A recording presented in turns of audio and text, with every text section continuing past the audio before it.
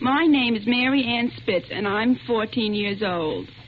My mother has a defense job, so I do the marketing for our family. Every morning, Mother says to me, Mary Ann, be sure you buy the most for the least money. So lately, I've been buying all the Victory food specials. These are marked with a red, white, and blue basket sign with a big red V. The reason I always look for this sign is, well, you have heard the old saying, an army travels on its stomach. I know Uncle Sam needs lots of food to feed our fighting men. An army that's going places has to have good things to eat. Now, steak fried rare with French fried potatoes is my favorite meal. But I'd rather have a soldier eat this dinner than eat it myself, if it will get this war over sooner. So, if you have friends or relatives in the armed forces, think twice before you buy the food they need. Look for the Victory specials and help win the war faster.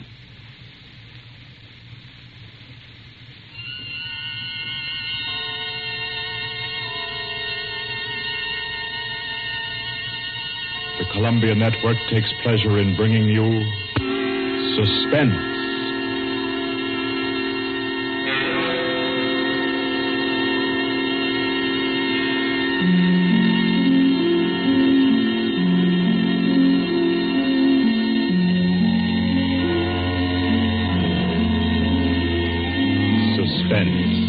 Columbia's play theater of outstanding thrillers, produced and directed by William Spear and scored by Bernard Herrmann. The notable melodramas from fiction and stage and screen, from the world's great literature of entertaining excitement, presented each week to bring you to the edge of your chair, to keep you in suspense.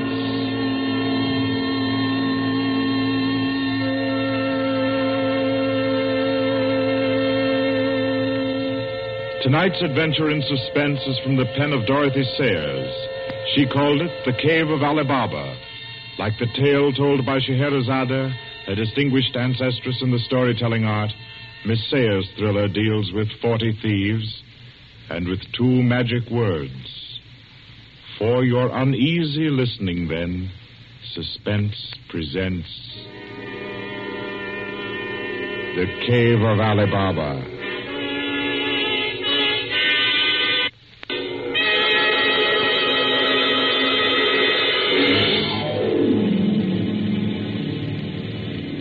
On a Saturday afternoon in January, in a grim and narrow house in Lambeth, a man sat eating kippers and reading the daily paper. He was smallish and spare, with brown hair rather too regularly waved and a strong, brown, pointed beard. His double-breasted navy blue suit, his socks, tie, and handkerchief were all scrupulously matched, and his brown boots just a trifle too highly polished. He did not look a gentleman, not even a gentleman's gentleman. Yet there was something about his appearance which suggested that he was accustomed to the manner of life in good families. Superior butler, perhaps, yet not old enough to be retired. A footman who had come into a legacy, yes. He had just finished eating, and he was sipping his coffee when a slight noise at the front door caught his ear. Swiftly, too swiftly for a quiet little man sitting eating kippers and reading his paper on a Saturday afternoon, he sprang up, he dashed through the small hallway, and he flung the door open. Of course, no one in sight. The Society is at least dramatic in its delivery of its correspondence. And as if he knew what he would find, he shut the door and turned to the hat stand in the hall. An envelope had been placed there. It was addressed to Joseph Rogers. So Mr. Rogers opened the note. Number 21.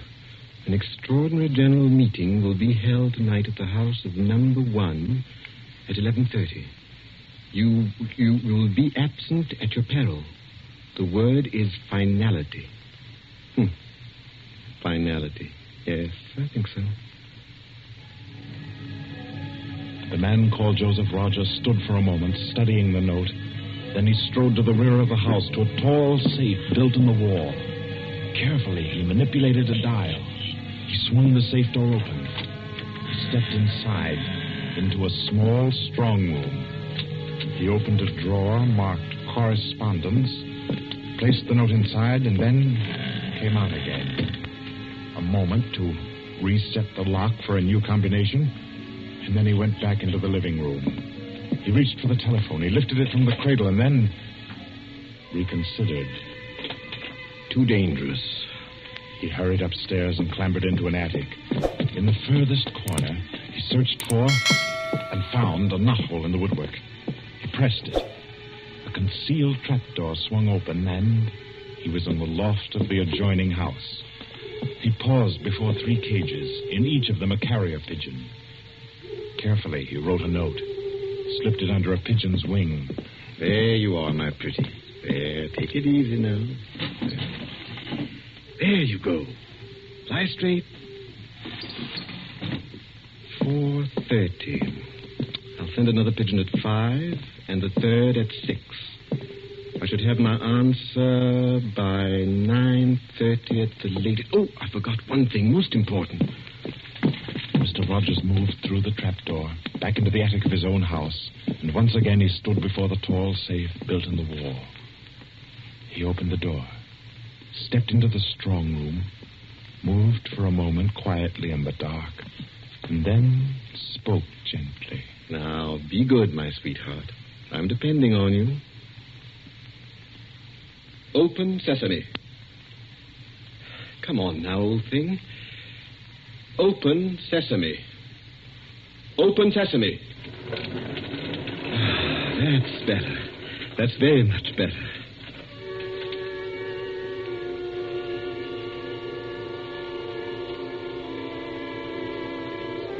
By 9:30, his answer was back. All the little piece of paper said was a hasty okay. At a quarter before 11, he took his revolver from a locked drawer, inspected it carefully. Yes, loaded it with cartridges from an unbroken packet, and left the house. He walked quickly, keeping well away from the wall. And when he climbed on a bus, he sat next to the conductor, where he could watch all who got on and off. By 25 minutes after 11, he was out on lonely Hampstead Heath, pausing in the shadow of a large tree to adjust a black velvet mask, on which, in white thread, was stitched the number 21. Then he stepped briskly to the door of the villa that lay before him and...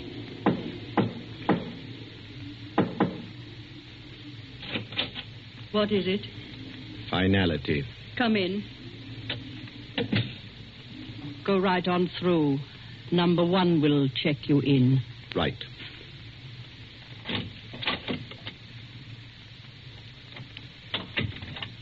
"21, sir. Lift your mask. Very well, 21. You may go on to the meeting room. Thank you, sir.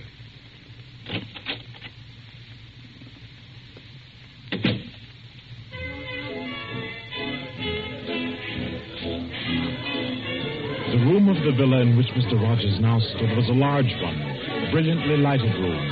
There was a gramophone in one corner, blaring out a jazz tune. To its rhythm, couples, masked men and women, were dancing. Some were in evening dress, some in tweeds and jumpers. In another corner of the room was the bar. Mr. Rogers went up to it and asked the masked man in charge for a double whiskey. He consumed it slowly, leaning on the bar. The room filled. Presently, someone moved across to the gramophone and stopped it. Mr. Rogers looked around. Number 1, the massive gentleman in evening dress who had checked him in, appeared on the threshold. A tall woman in black stood beside him. Her mask, embroidered with a white number 2, covered her hair and her face completely. Only her fine bearing, her white arms, and her dark eyes, shining through the eye slits, proclaimed her as a woman of power, of physical attraction. The masked dancers were silent now as number 1 spoke. Ladies and gentlemen, we are short 2 members tonight. I need not inform you of the disastrous failure of our plan for obtaining the plans of the court Windlesham Heliscoper. Our courageous and devoted friends, number 15 and number 38, were betrayed and taken by the police. Some of you might fear that under examination these two would break down and give away our society. There is no need for such a fear. I gave the usual orders, and their tongues have been silenced. Their defense will be discreetly compensated in the usual manner. I call upon number 12 and 34 to undertake this agreeable task. They will attend me at my office for their instructions after the meeting. Will the numbers I have named kindly signify by raising their hands that are able and willing to perform this duty? Thank you. Ladies and gentlemen, please take your partners for the next dance. The gramophone struck up again.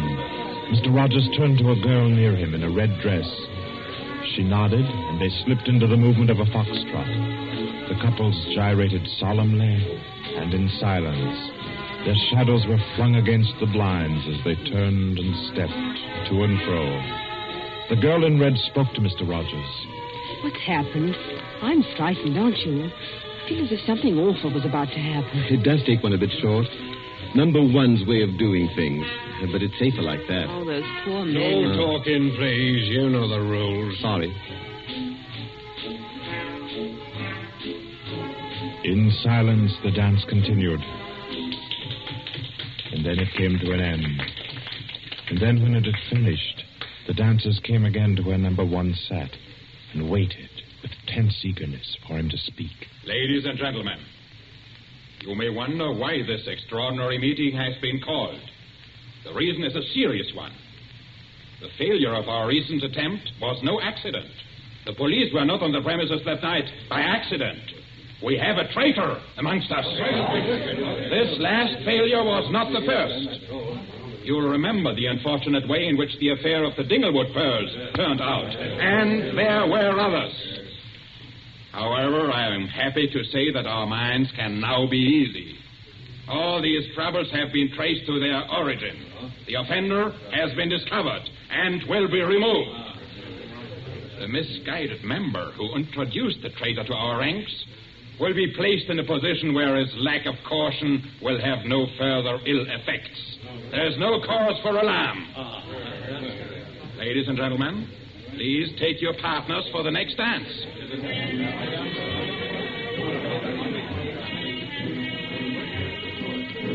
Again, the gramophone took up its bizarre monotony, and the masked dancers glided and turned, and their movements were sharper, more staccato. The girl in red was claimed by a tall mask in evening dress. A hand laid on Mr. Rogers' arm made him start.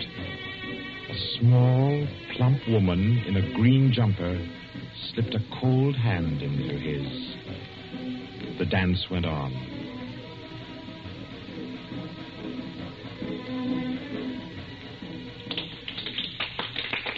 When it stopped, everyone stood detached, stiffened in expectation.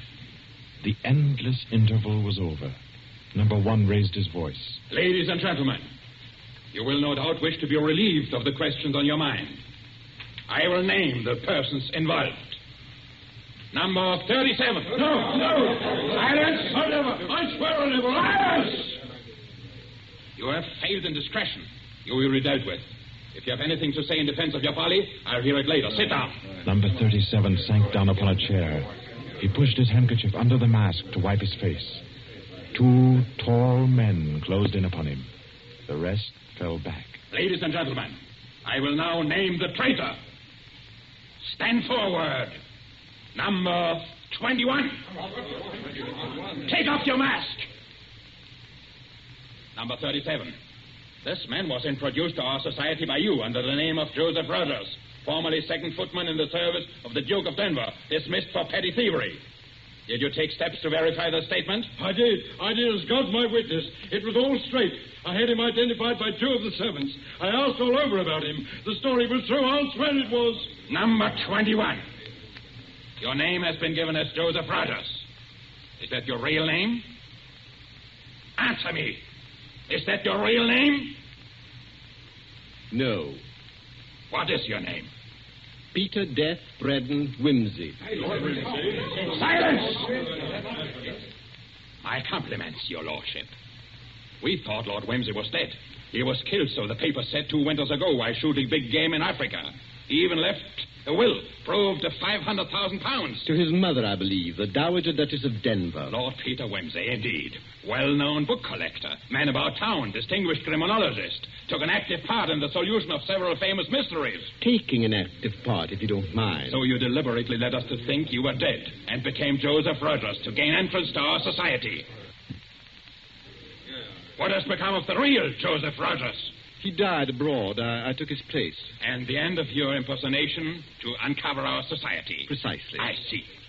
The robbery of your own fete, upon which we congratulated ourselves, and which you helped to execute, was arranged. Obviously. The robbery of the Duchess, your mother, was arranged by you. It was. It was a very ugly tiara, no real loss to anybody with decent taste. The burglary of the Winthrop mansion, the theft of the necklace at Covent Garden, the others as well. You arranged them all. All. May I smoke, by the way? You may not. Numbers 15, 22, 39. You have watched the prisoner. Has he made any attempt to communicate with anybody? None. His letters and parcels have been opened. His telephone tapped and his movements followed. Even the water pipes in his house have been under observation for Morse code signals. You're certain? Absolutely. Then we may be sure that he has been alone in this adventure. Well, ladies and gentlemen, please take Very well. Take the prisoner away. And be sure you explain carefully to him first the manner of his death. I'm sure he'll enjoy it. Wait, at least you can let me die decently. Take him away. Stop, I have something to say, something to sell. We make no bargains with traitors. No, but listen. Do you think I haven't thought of this? I'm not a fool. I've left a letter. To whom? To the police. If I don't return tomorrow, it'll be opened. It's a bluff. The prisoner sent no letter. He's been strictly watched for months. I left the letter before I came to Lambeth. Then it can't contain no information of any value. Oh, but it does. The combination of my safe. Indeed? Has this man's safe been searched? Yes. What did it contain? No information of importance, sir. An outline of our organization, the name of the house, nothing that can't be altered and covered before morning. And did you investigate the inner compartment of the safe? You hear what he says, did you? He's trying to bluff. There is no inner compartment. I hate to contradict you, but I'm really afraid you must have overlooked it. And what did you say was in the compartment, if it does exist? The names of every member of this society with their addresses, photographs, and fingerprints. How did you say you contrived to get this information? By doing a little detective work on my own. But you've been watched. True, the fingerprints of my watches adorn the first page of the collection. That statement can be proved? Certainly. The name of number 40, for example... Stop! If you mention names here, you will certainly have no hope of mercy. Bring the prisoner to my office. Ladies and gentlemen, take your partners for the next dance.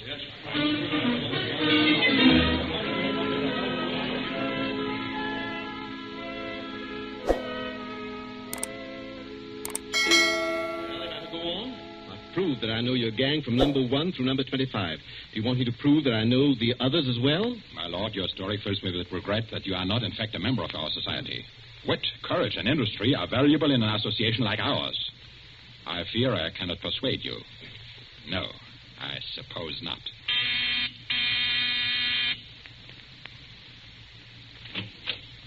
Yes? Ask the members kindly to proceed to the supper room.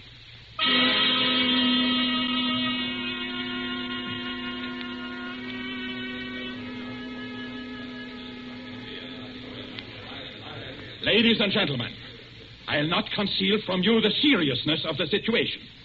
The prisoner has recited to me 25 names and addresses which were thought to be unknown except to their owners and to me. There has been great carelessness. Fingerprints have been obtained. He showed me some photographs of them. He tells me that the book of names and addresses is to be found in the inner compartment of his safe, together with certain letters and papers stolen from the houses of members, and several objects with fingerprints. I believe he tells the truth. He offers the combination of the safe in exchange for a quick death. I think his offer should be accepted. What is your opinion, ladies and gentlemen? The combination is known already. Fool! This man is Lord Peter Wimsey, a scientist of crime. Do you think he will have forgotten to change the combination? Oh, I say give him the promise. Time's getting short. You agreed? It's a bargain, Wimsey. What is the combination? The word of the combination is unreliability. And the inner door, the inner compartment. In anticipation of the visit of the police, the inner door is open. Good. Number 12 and 36. You'll go to the prisoner's house and... Why should any more men... That's right. I agree. Nobody ought to be trusted. Then what, ladies and gentlemen, do you suggest? You go yourself. You're the only one that knows all the names. You go yourself. I second that motion. Is the wish of the meeting, then, that I should go? No. I say no. No, don't go. Number 1 is our president, the head and soul of our society. If anything should happen to him, where should we be? You've all blundered. We have your carelessness to thank for all this. Do you think we should be safe for 5 minutes if he were not here to repair your folly? Well, there's something in that. If you will pardon my suggesting it, the lady appears to be in a position peculiarly favorable for the reception of the President's confidences. The contents of my modest volume will be no news to her. Why should she not go herself? Because I say she must not. If it is the will of the meeting, I'll go. Give me the key of the house. Here. Is your house watched? No. If I have not returned in 2 hours, act for the best to save yourselves. And do what you like with the prisoner.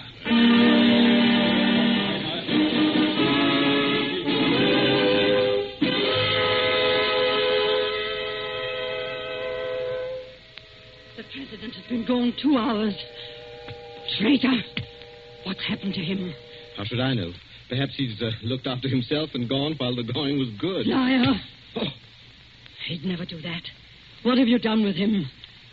Speak, or I'll make you speak. I can only form a guess, madam. I'm afraid that your president may quite inadvertently have left the door of the inner compartment closed behind him, in which case... Yes? Well, let me explain the mechanism of my safe. The inner compartment has 2 doors. The outermost opens outward with an ordinary key. Oh, do you think that the president is so stupid as to be caught in an obvious trap? Undoubtedly, he will have wedged open that inner door. Undoubtedly, madam. But the sole purpose of that inner door is to appear to be the only one. Hidden behind the hinge of that door is another, a sliding panel, also left open. Inside the compartment is the big, heavy ledger containing all the information about this society. This ledger lies on a steel shelf. Do I make myself clear? Oh, yes, go on. The steel shelf is balanced on a concealed spring. When the weight of the book, the ledger, is lifted, the shelf rises almost imperceptibly. And in rising, it makes an electrical contact. Now, let me draw a picture. Your president steps into the inner compartment, sees the book, takes it up, anxiously to examine to see if it's the right one. The shelf rises, the electrical contact is made, and the steel panel behind him slides into place. He's trapped. You devil! What is the word that opens the inner door? Quick, the word. Do you remember the story of Ali Baba and the 40 Thieves? Uh-huh. Well, when I had this safe constructed, my mind went back, well, call me sentimental if you will, to my childhood. The words that open the door are open sesame. How long can a man live in this devil's trap of yours? Oh, I should think he might hold out for a few hours if he didn't use up all the oxygen by hammering and yelling. I imagine if we go there at once, we'll be able to get him out all right. I'll go myself. I think you'd better take me with you. Why? Well, I'm the only person who can open the door. But you've given me the word. Yes, you have the word. But this door of mine, I'm rather proud of it. You know, it's my own invention. It's the latest thing. It will open to the words open sesame, all right. But to my voice only. Your voice? I'll chop your voice from my hands. What do you mean, your voice only? Don't clutch my throat like that. You'll wreck my voice, and then the door might not recognize it. There, that's better. The door got stuck for a week once, and when I had a cold. Is what he says true? Is it possible? Perfectly possible, madam. It will have a microphone arrangement. Could be done also with light vibrations. We must let him go. Take the ropes off him. Let him go, nothing. He doesn't go to blab to the police. The president's done in, that's all. And we'd all better make traps while we can. It's all up, boys. Right. Chuck this fella down the cellar and fasten him in. I'll go and destroy the ledgers. 32, you know where the switch is. Give us a quarter of an hour to clear, then you can blow the place to glory. No, you can't leave one to die. He's your president, your leader. I won't let it happen. I won't. I'll free this man myself. Here, none of that now. Let me go. Let go of me. Think, Lobster, think. It'll be light in an hour or two. The police may be here at any moment. Police? Oh, yes. Yes, you're right. No, we mustn't imperil the safety of all for just one man. He himself would not wish it. Throw this man in the cellar and let's get out of here while there's time.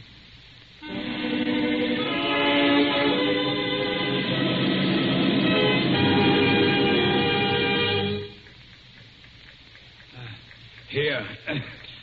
This is good enough. Leave him here. Right. Let's go. Hey, you chaps. Yeah, should I gag him? I say, it's lonesome down here in this cellar. You might at least leave the light on. Don't worry about the dark. They're taking you here as the time fuse for the bomb that's going to blow out this place. It's all set. You won't have long to wait. Not long.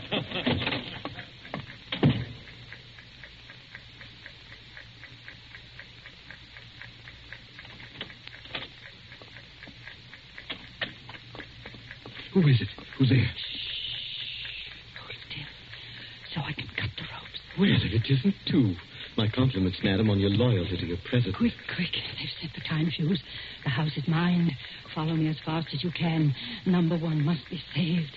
And only you can do it. Well, how did you manage to... There's no time for questions. Get up and follow me. You will release him. You promise. I promise. But I warn you, madam, that this house is surrounded. When my safe door closed, it gave a signal to Scotland Yard. All the members of the society are taken. Never mind them. Here, outside. Quick. All right, who's there? That you, Inspector? Get your fellows away, quick. The house is going up in a minute.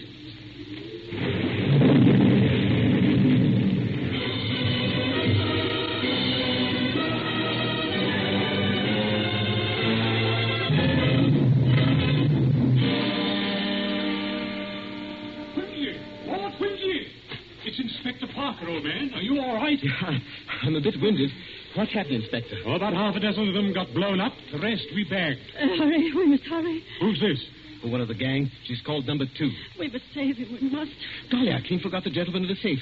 Parker, where's your car? It's down the lane. Send one of your men down to get it. Right. Johnson, bring that car here. Yes, sir. I've got the number 1 of the whole company quietly asphyxiating at home. I promised we'd get back and save him. He's the bloke that we've been wanting. The man at the back of the Morrison case and the Hope Wilmington case and hundreds of others.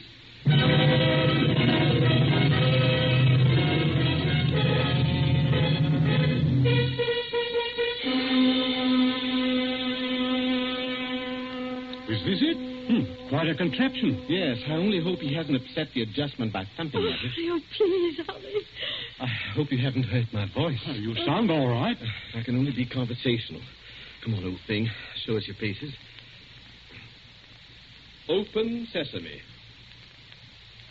Open sesame. Confound you. Open sesame. Open sesame.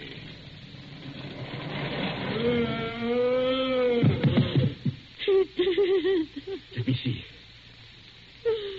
No, he's not. He lived to stand his trial.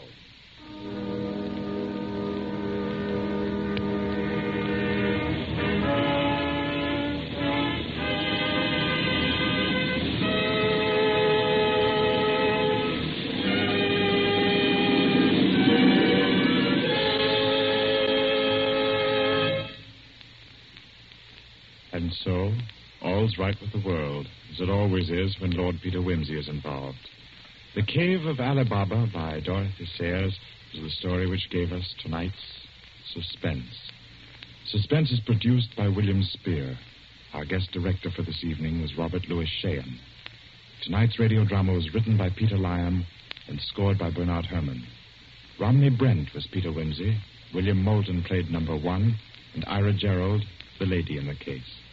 Others in the cast were Kathleen Cordell, Victor Beecroft, Roland Bottomley, J.W. Austin, William Podmore, Ian Martin, and William Moulton. Next Wednesday, Suspense will not be heard because of a special all-star Hollywood broadcast which Paramount Pictures will present. 2 weeks from tonight, at this time, Columbia will bring you another selected story from the world's great literature of thrills. Another study in suspense.